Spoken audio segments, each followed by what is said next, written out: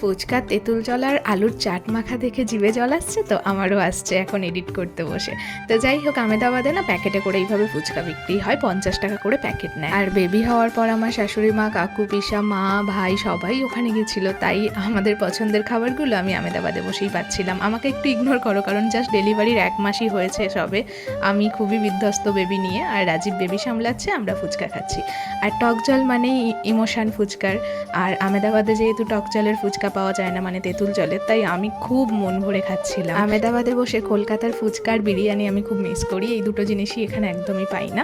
তো যাই হোক, রাজীব এখানে দই ফুচকা বানাচ্ছিল, আমি বললাম তুমি দই ফুচকা খাও, কিন্তু আমি টক জলেরই খাবো। সেটার জন্য আমি বেশ ফুচকা এনজয় করছিলাম। আর এখানে 8 রকম ফ্লেভারের ফুচকা পাওয়া যায়।